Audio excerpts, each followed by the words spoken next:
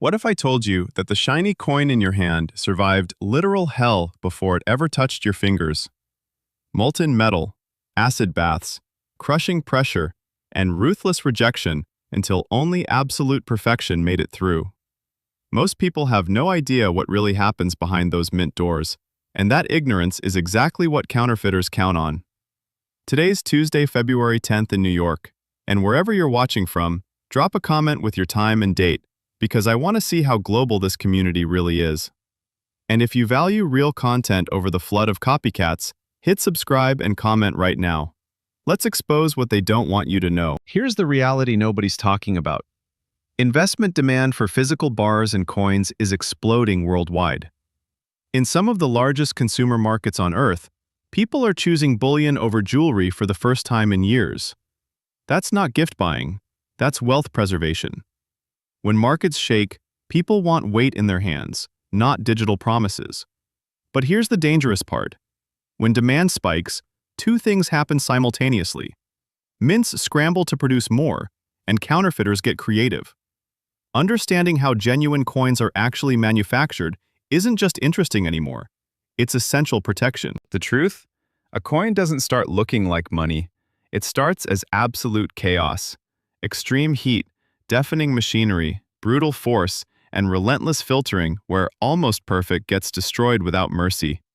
Most people think the coin press is where magic happens. Dead wrong. The press is just the final exam. Everything before it is studying. Everything after is grading. Let me walk you through this journey from industrial metal chunks to museum-quality coins and show you why every step matters more than you think. Before there's a coin, there's a critical decision. What physical form should this metal take so machines can process it without destruction? You might picture perfect bars in vaults, but production floors need something completely different.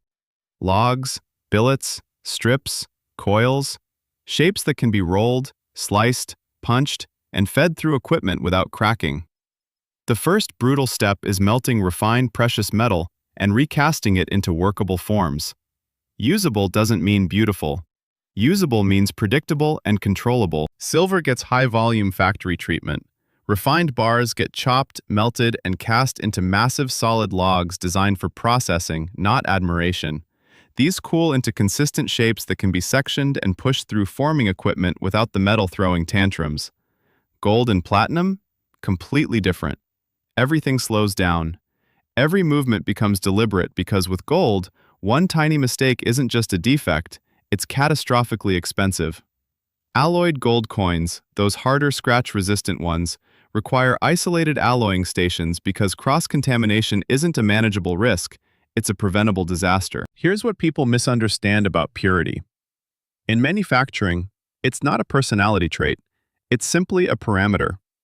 The mint decides the specification, and the entire facility becomes a precision machine hitting that target consistently. Take Perth Mint, operating since the 1800s during Australia's gold rush, now a state-owned operation producing massive bullion quantities under legal frameworks with government guarantees. That's not marketing, that's documented structure. Once you've got cast bars and logs, the real battle begins, turning thick into thin. Metal absolutely hates this.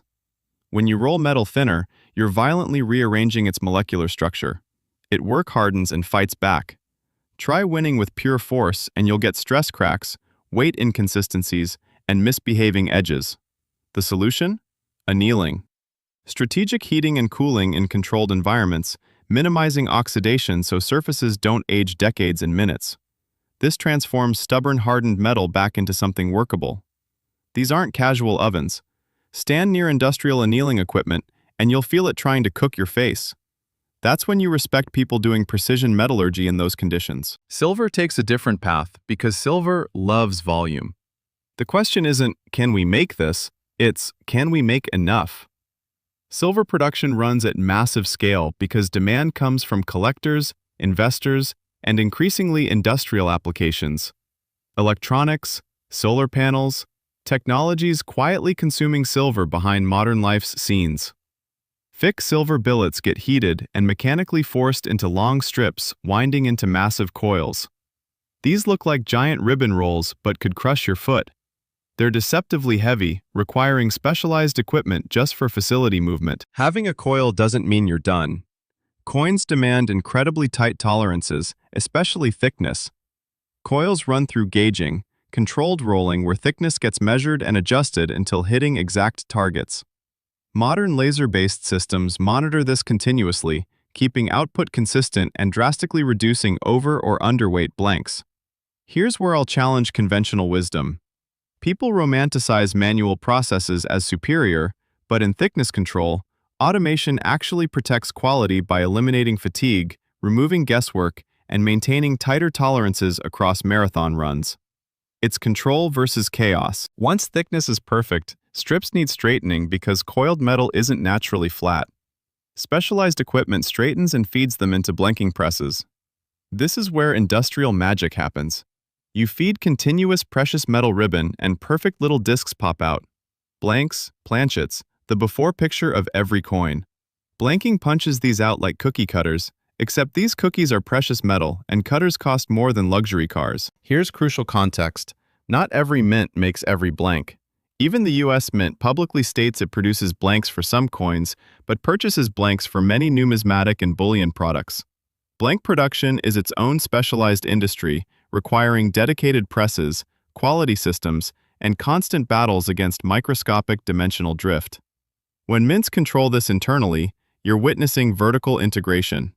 When supply chains tighten or demand explodes, these mints respond faster, while others wait helplessly for deliveries. Blanking creates two outputs simultaneously, blanks and scrap. That leftover webbing loops straight back into melting. This is why mints operate at massive scale without the waste people imagine. It's a closed loop. But handling changes dramatically based on value. Silver blanking is extremely automated. Gold and platinum? Everything slows. Smaller batches, careful handling, sometimes operators physically feeding material because priorities shift from speed to surface integrity. The more valuable the blank, the less you want it flying around at industrial speeds. Ready to strike coins? Not even close. Every single blank gets weighed individually. Not samples. Every one. Robotics make perfect sense because robots don't get bored or distracted. Underweight blanks return to melt. Overweight blanks create different problems. Strike them as is, and you're giving away free precious metal. Over huge runs, that's devastating losses. Overweight blanks go through pickling, an acid-based process dissolving microscopic metal amounts until they fall into acceptable ranges. Before your brain jumps to horror imagery, this is standard industrial procedure. Official documentation from major mints describes pickling and burnishing as routine treatment steps. Blanks get grouped by weight categories. Barely overweight ones need minimal correction compared to heavier ones. You're controlling exposure, timing, and outcomes with precision. Here's what people miss. Pickling isn't just about saving metal, it's about legal compliance. Bullion coins must meet exact weight and dimension specifications. These specs matter for trust, trading, and program reputation. And there's another critical layer: counterfeits. As coin demand rises, so does incentive for fakes. Modern bullion coins increasingly include authentication features nearly impossible to replicate, sometimes micro-engraved details requiring magnification. Quick warning: if buying physical metal, beware urgency tactics, bizarre agent stories, and high-pressure sales. Recent reports show when gold gets popular, scammers follow the attention. After pickling, blanks look different, emerging with duller, almost frosted appearances. This is where burnishing enters. This pre-strike polishing makes blanks uniform, removes tiny surface marks, and ensures they take strikes cleanly. The process uses rotating drums, specialized soap, and stainless steel media tumbling and gently polishing blanks. This isn't quick. It runs for hours because surface perfection is non-negotiable. Then there's the rim. Before striking, many blanks go through upsetting that forms slight raised rims around edges. This rim protects designs, helps metal flow correctly during striking, and transforms blanks from flat washers into coin-ready shapes. Imagine being a blank now. You've been melted, cast, rolled, annealed, gauged, straightened, punched, weighed, pickled, burnished, and rimmed. You're still not a coin. You're just finally worthy of entering the press room. And the press room is where everything either pays off or gets brutally exposed because presses don't forgive. Debris on a die, visible on the coin. Dust on a blank, shows on the coin. Collar misalignment, the edge tells everything. So operators obsessively clean, wipe and inspect dies, use compressed air, double-check surfaces. The press is a truth machine stamping whatever's on that blank into permanent history. For high-volume silver production, presses move shockingly fast. Some lines produce nearly 10,000 coins hourly when optimized. That speed explains why upstream steps matter intensely. Let's talk about the collar because it's criminally underappreciated. The collar is the ring holding blanks during striking. It defines outer edges, creates reading or lettering, and prevents metal from flowing in ways that would distort designs. The collar is simultaneously security and aesthetics. Dies wear out. Every strike creates stress and friction. Mints invest heavily in die making, maintenance, and handling because damaged dies don't just ruin one coin, they can destroy entire runs before anyone catches it. When coins exit presses, they go through quality control where dreams die. High-volume lines use automated sorting and camera-based inspection for first passes, but automation catches obvious problems. Collector-grade problems are sneakier. Tiny lines visible only at certain angles, small spots appearing after handling. These make final human inspection critical, especially for premium finishes where buyers expect absolute perfection. Quality control becomes layered defense. Tiny marks, subtle lines, small surface flaws can reject coins because the rule is simple. If it's not perfect, it doesn't advance. Now for manufacturing's coolest challenge, ultra-high relief coins. These feature designs rising dramatically, almost sculptural. That relief creates stunning impact, but manufacturing nightmares. One clever method strikes oversized pieces first, creating relief with extra margin, then trimming away outer rings so final coins are smaller, cleaner, and controlled. That trimmed ring is still precious metal inventory returning to the loop. Finally, finishing transforms coins into products. Some are struck, inspected, and done. Others undergo additional cleaning, removing handling residues, then get dried and prepared for packaging. Proof coins look different, largely due to extra blank preparation, stricter handling, and sometimes multiple strikes. Here's what I need from you. What surprised you most? That every blank gets individually weighed? That acid is a precision tool? That shiny coins result from hours of unglamorous preparation? Drop that in the comments. And tell me, do you prefer mirror finish coins or softer frosted looks? Collectors and investors see these completely differently. If you're finding success with precious metals or building collections, share your story in the comments.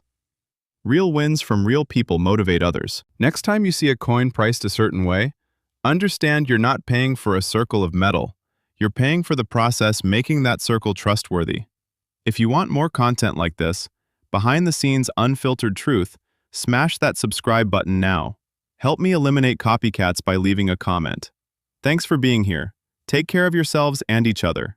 This is educational content based on publicly available information. It's not financial advice.